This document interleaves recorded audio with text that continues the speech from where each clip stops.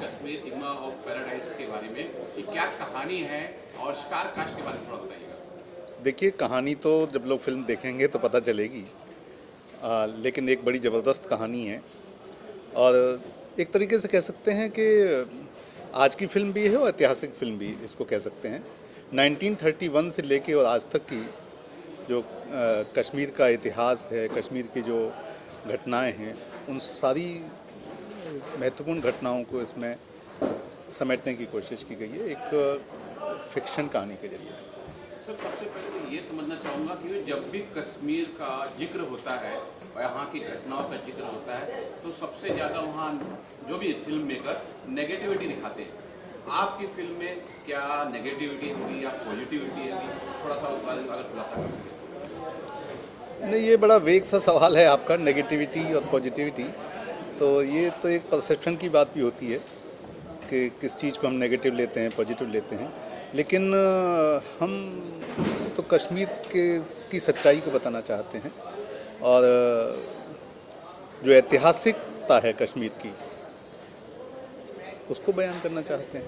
Negative और positive से हमें कोई, हमारा जो हुआ है वो बताने की कोशिश कर रहे हैं। जो हुआ है कश्मीर में वो बताने की कोशिश है। तो आज के बारे में जानना चाहिए कि आज किस तरह का मतलब फिल्म आया जाएगा, कौन कौन से एक्टर आए हैं, क्या कुछ सीन यहाँ फिल्म आया जा रहा है, थोड़ा सा उस बारे में बता सकते हैं। फिल्म का ही एक बड़ा महत्वपूर्ण सीन है। वेटरन एक्टर अजय साहब आज शूट कर रहे हैं हमारे साथ और प्रणीत भट्ट जी भी कर रहे हैं और भी काफ़ी लोग हैं जो आज इस सीन को शूट कर रहे हैं और ये फिल्म का बहुत ही इम्पोर्टेंट एक सीन है जिसको हम शूट कर रहे हैं। सर, आपसे जानना चाहेंगे इस फिल्म में आपका किरदार क्या होगा और आज जो यहाँ सीन फिल्माने वाला है क्या सीन होगा, कुछ अगर हमारे जैसे। मेरा जो किरदार है वो गादी यूसुफ शाह का है, जो हिजबुल मुजाहिदीन का चीफ है और आईएसआई के साथ उसका संगठन है,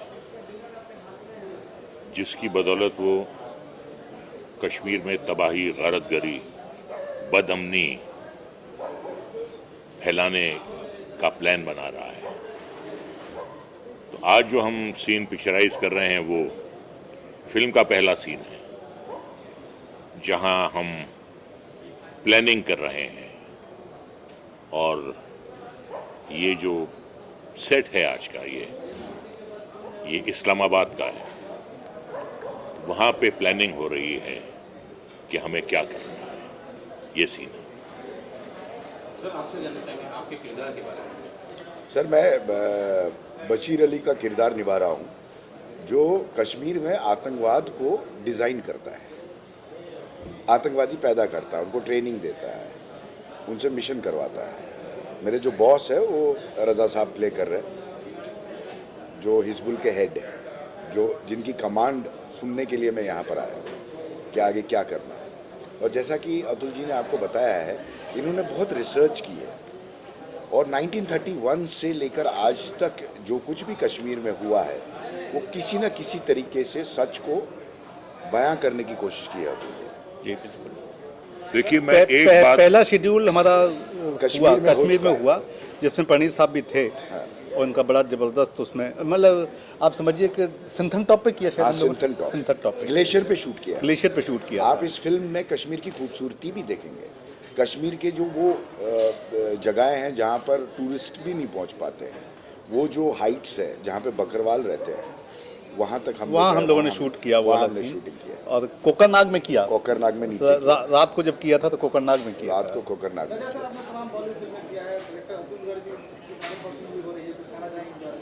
नहीं, मैं इनके बारे में एक बात कहूंगा। दो किस्म के प्रोड्यूसर्स, डायरेक्टर्स होते हैं। एक वो होते हैं जो फिल्म कंप्लीट करना चाहते हैं और दूसरे होते हैं जो फिल्म बनाना चाहते हैं। जो कंप्लीट करना चाहते हैं वो प्रपोजल मेकर्स होते हैं और जो फिल्म बनाना चाहते हैं वो फिल्म बनाना चाहते हैं। तो ये वाकई फिल्म बना रहे हैं। फिल्म यकीनन पैसे से बनती है, पैसे के बिना फिल्म नहीं बनती है, लेकिन इनका जो पैशन है, इनकी एक डिवाइन मैडनेस है इस फिल्म को बनाने के लिए, जो मैंने बहुत कम लोगों में देखी है। जैसे कि अगला शेड्यूल हमारा कुछ 20 दिन का है, कुल्लू मनाली में हम कर रहे हैं, और उसकी फुटेज मुश्किल से 2.5 मिनट की निकलेगी। तो जो इनमें एक पैशन है, जो इनमें एक दीवानगी है, वो मैं तकरीबन 600 फिल्मों में काम कर चुका हूं, लेकिन ऐसी दीवानगी, ऐसा शौक फिल्म बनाने का मैंने बहुत कम प्रोड्यूसर डायरेक्टर्स में देखा, यही कहूँगा।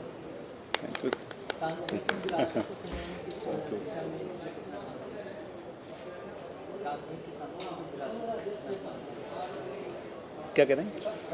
कश्मीर की सांस्कृतिक विरासत कश्मीर की सांस्कृतिक विरासत कितनी दिखेगी? बहुत ज़्यादा काम किया है, क्योंकि कश्मीर को दिखा रहे हैं। फिल्म का नाम भी कश्मीर है, तो कश्मीर की जो संस्कृति है उसको पकड़ने की पूरी कोशिश की गई है।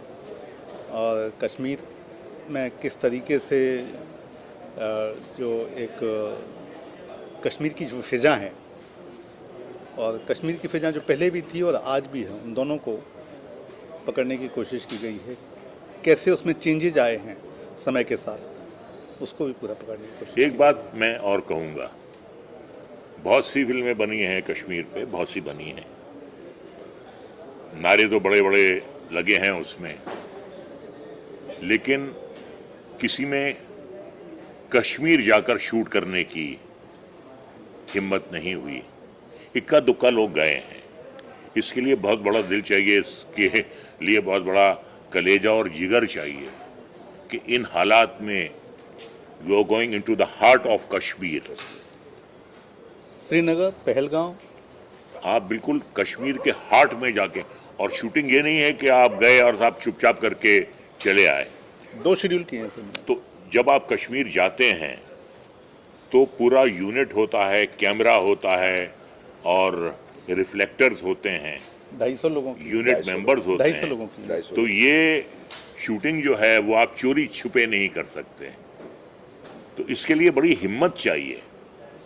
वरना मैंने बड़ी बड़ी फिल्में देखी हैं कि बड़े बड़े नारे लग रहे हैं, लेकिन डर के मारे शूटिंग जो है वो कुल्लू मनाली में हो रही है। वहां जाने की हिम्मत के डायलॉग हैं उसमें, लेकिन कश्मीर जाने की हिम्मत नहीं है लोगों में, खाली डायलॉग बाजी है। नहीं, मैं ये बोलना चाहता हूँ कि इस पिक्चर में कोई भी ऐसी ईंट नहीं है जो सर ने उठाई नहीं है।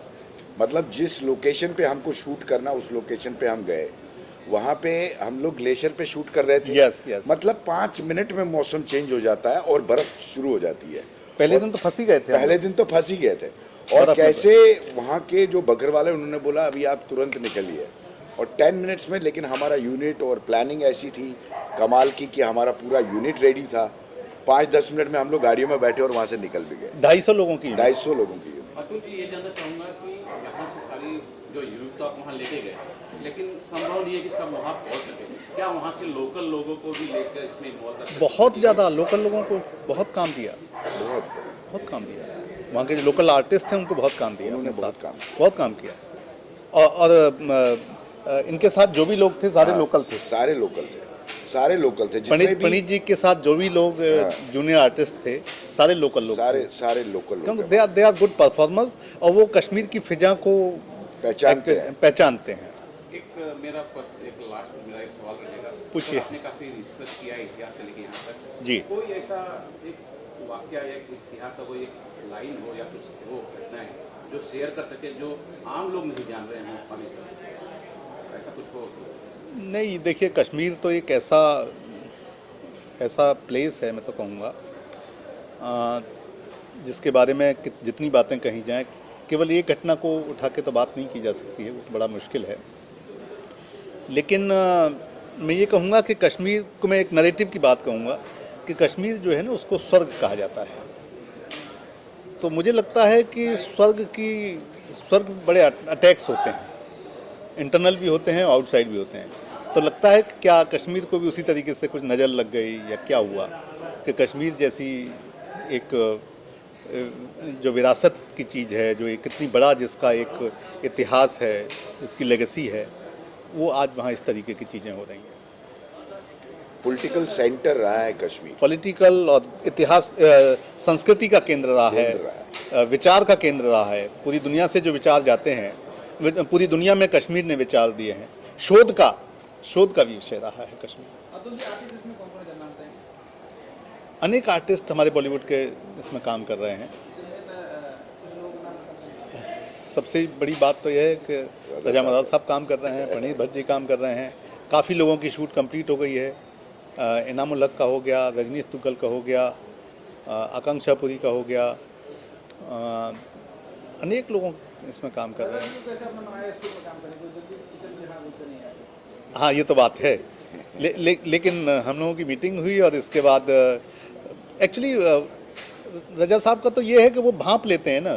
He is a legend actor, 600-700 फिल्मों में काम किया है, तो उनको बहुत ज़्यादा बताने की ज़रूरत नहीं पड़ती है। वो भांप लेते हैं कौन सी चीज़ क्या है, क्या करना है और क्या नहीं करना है। देखिए बात क्या है भाई, आप इंसान की नीयत देखिए। अच्छी नीयत, बुरी नीयत छुपती नहीं है, वो जाहिर हो जाती है। इनसे जब मेरी मुलाकात हुई तो मुझे ऐसा लगा कि ये जो फिल्म बना रहे हैं, जो कश्मीर में हुआ है, इसमें यह नहीं है कि जो कैरेक्टर्स हैं वो बिल्कुल ट्रू टू लाइफ, बहुत से कैरेक्टर जो हैं ट्रू टू लाइफ हैं। हम नाम नहीं लेना चाहते, मैं भी जिस कैरेक्टर का मैं रोल कर रहा हूं, मैं उसका नाम नहीं बताऊंगा, बहुत मशहूर नाम है। लेकिन इनकी जो एक सिंसियरिटी की अप्रोच है, जिस सिंसियरिटी से ये फिल्म बना रहे हैं, उससे मैं बहुत प्रभावित हुआ हूं। इसमें कोई मेलोड्रामा नहीं है, इसमें कोई एग्जैजरेशन नहीं है, इसमें वही है, हकीकत है जो हुआ है। कहीं ऐसा तो नहीं है कि हिंदुस्तान का बहुत बड़ा खलनायक जो था है, उसके नाम को लेकर के आपको लगा कि मैं भी वो बहुत बड़ा खलनायक, उस चीज को करेक्टर करना चाहिए आपको? नहीं, वो हिंदुस्तान का खलनायक नहीं है, वो पाकिस्तान का खलनायक है। वो वहाँ का है, सरहद के उस पार का है। तो मैं उनका नाम नहीं लेना चाह रहा। मैं जिस वक्त आप मुझे देखेंगे गेटअप में, तो आंख बंद करके आप पहचान लेंगे कि मैं किसका रोल कर रहा हूँ। जी, कुछ सस्पेंस तो होना चाहिए। जब रिलीज हो जाएगी आप थिएटर आके देखिए। दर्शील सफारी में मैं काफ़ी लोगों का नाम नहीं ले पाया हूँ। रामगोपाल बजाज हैं, दर्शील सफारी हैं। तो एक्चुअली मैं नाम इसलिए नहीं ले पाया हूँ कि अनेक लोग बॉलीवुड के काम कर रहे हैं इसमें। एक बहुत बड़ी फिल्म लॉन्ग, हाँ, बहुत लॉन्ग लिस्ट है। सब लोग बड़े मनोयोग से काम कर रहे हैं हमारे साथ।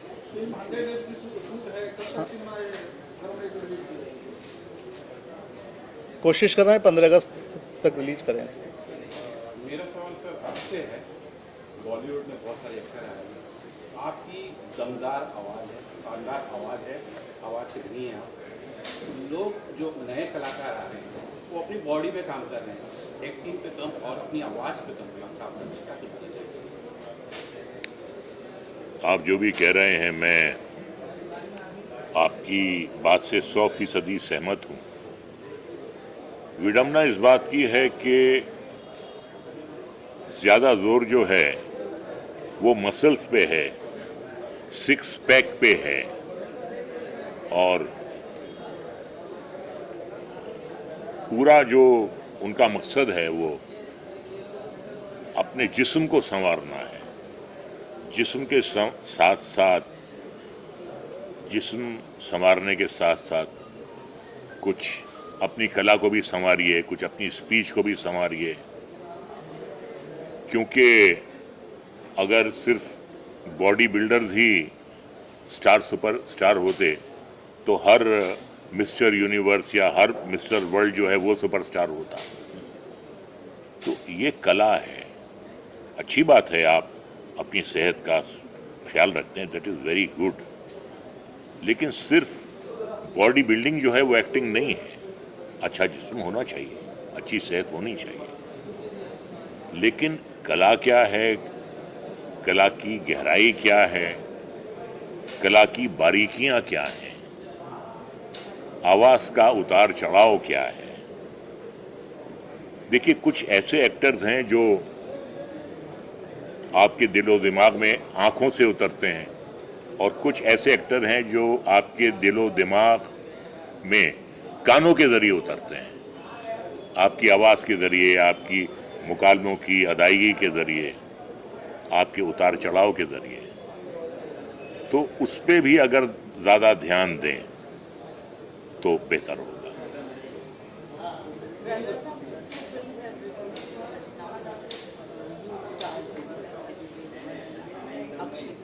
जी जी, हाँ।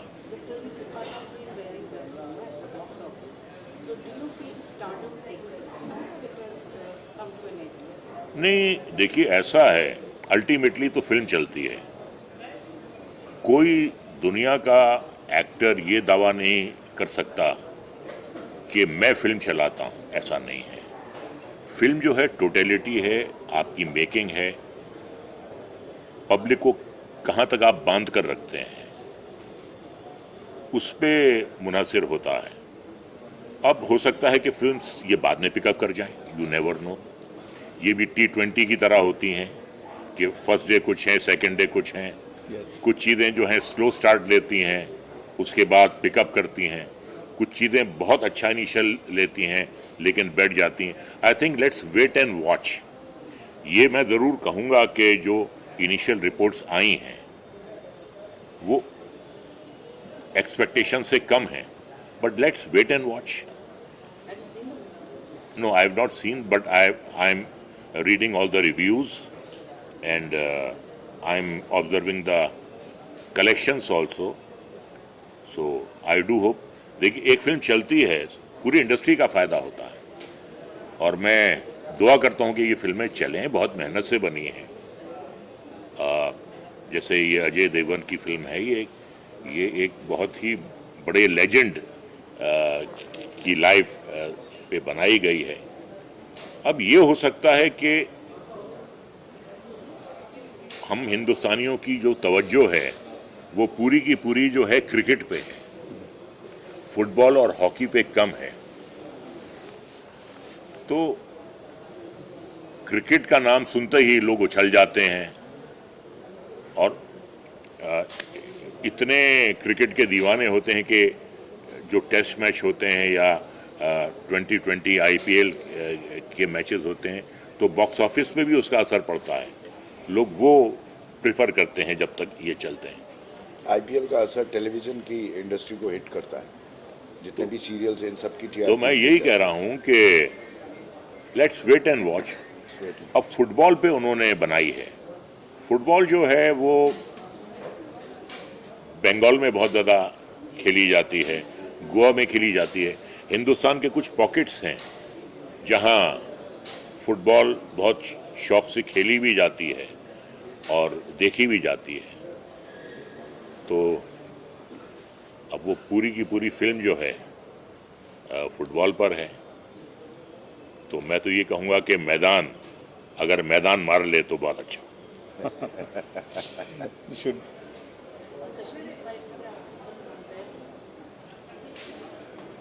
नहीं, दो फिल्मों को ऐसे कंपेयर नहीं किया जाना चाहिए। कोई भी दो फिल्मों को, कोई भी दो किताबों को।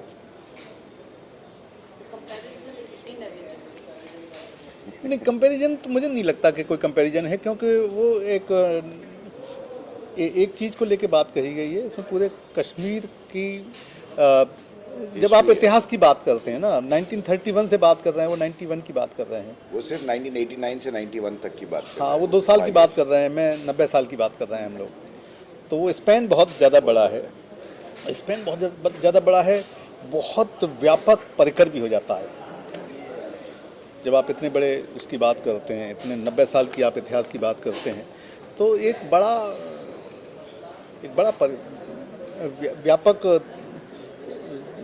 व्यापक सोच के साथ, व्यापक परिकर उसका बहुत बड़ा है। Span of time is very very big. 100 years history 100 years history of Kashmir। Almost century. क्या पॉलिटिकल चेंजेस हुए वहाँ पर, कैसे ये सब पॉलिटिकल सेंटर और नॉलेज का हब क्यों बना रहा है, क्यों कश्मीर के पीछे इतना सब? मैं तो आप लोगों से उम्मीद कर रहा था कि आप मुझसे ये सवाल करेंगे कि 1931 ही क्यों चुना आपने।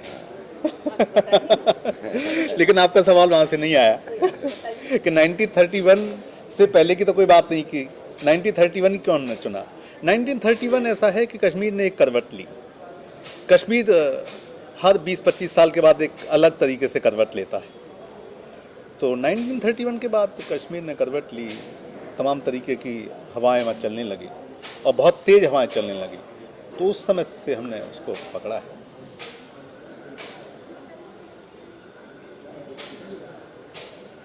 पहले तो मैं अतुल गर्ग जी को बधाई देना चाहूँगा, क्योंकि ये बहुत बड़ी प्रोजेक्ट है। ये जो पिक्चर करने जा रहे हैं, ये असल में देश की सच्चाई को इन्होंने दिखाने का काम किया है और काफ़ी बखूबी अच्छे से ये देश की सच्चाई को दिखा रहे हैं, हमारे हिस्ट्री को दिखा रहे हैं। जो कश्मीर पिक्चर ये बन रही है, एनिग्मा ऑफ पैराडाइज जिसका इन्होंने एक टाइटल रखा है, तो मैं इनको बहुत बहुत धन्यवाद देना चाहूँगा और आशा करता हूँ कि ये फिल्म जनता को बहुत पसंद आएगी।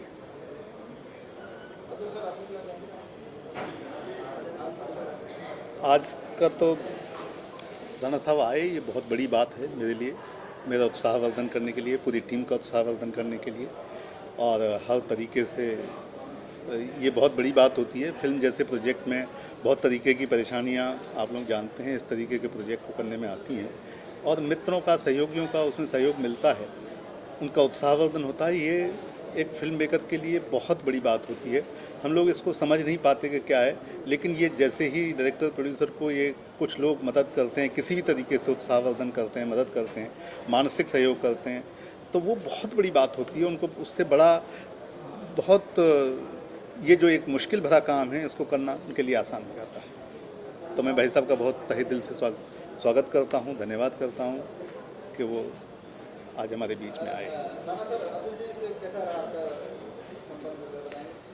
बहुत अच्छा लगा। अतुल जी बहुत ही काफ़ी मधुर इंसान हैं और बखूबी जो चीज़ों की गहराई में जाना कहते हैं, जो फिल्म में असली गहराई में जाना होता है, वो गहराई में जाकर के चीज़ों को बखूबी बहुत अच्छे तरीके से लेकर के आया इन्होंने। और इस पिक्चर में भी मैंने देखा है, इन्होंने एक एक बारीकी से हर एक चीज़ को इन्होंने अपने पिक्चर में दर्शाया है। और अभी फुटेज देखा है भाई साहब ने, अभी फुटेज जो मैंने देखा है, और अभी तो शूटिंग होनी बाकी है। तो जब फुटेज से ही मैं इतना प्रभावित हूँ, तो मुझे पक्का यकीन है कि जब पिक्चर पूरी होगी तो जनता उससे काफ़ी खुश होगी। बस ठीक है, बस हो गया। कहाँ है? नमस्कार सर। जनाब नमस्कार।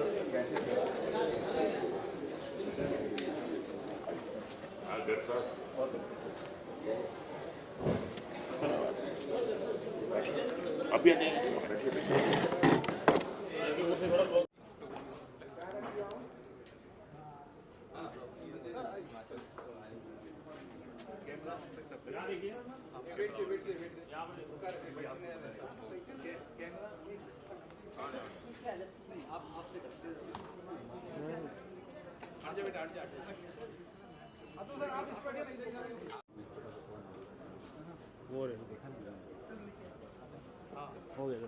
जो लोग ड्रेस में एक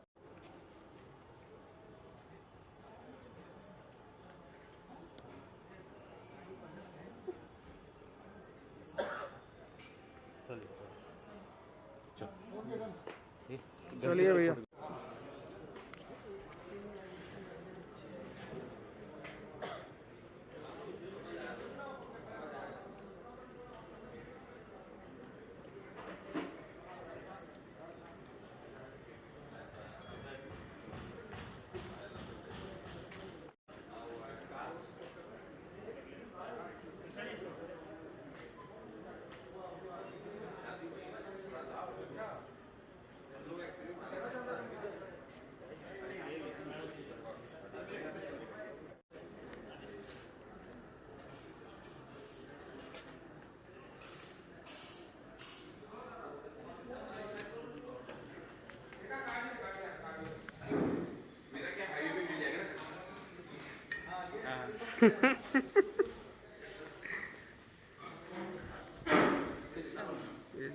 भैया नंबर में चला उतरा पहले हाँ वही बात पाकिस्तानी भेजे हैं, पाकिस्तानी भेजे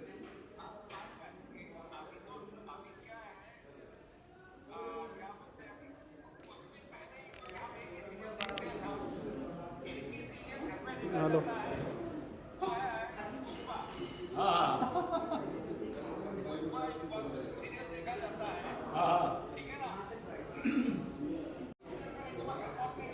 आप हाँ करो करो भाई।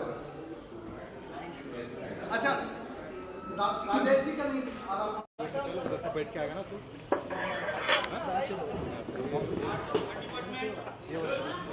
जा आगे जा पकड़ लो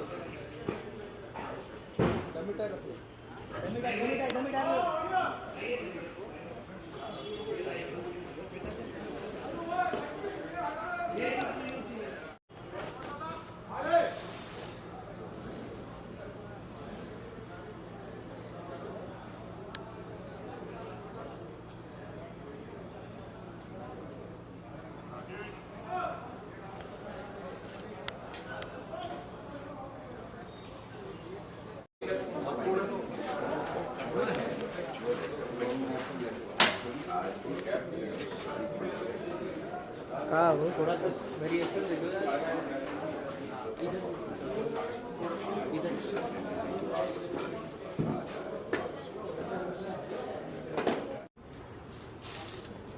आप देख सकते हो तो दूर से चमक रहा है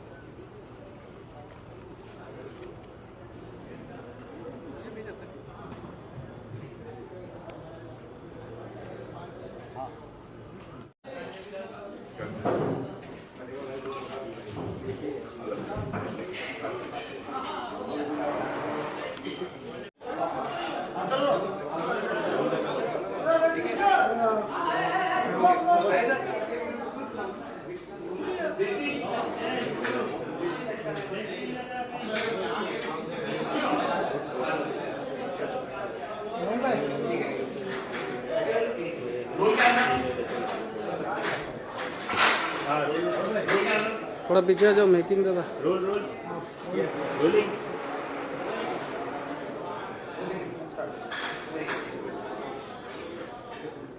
गणपति बाप्पा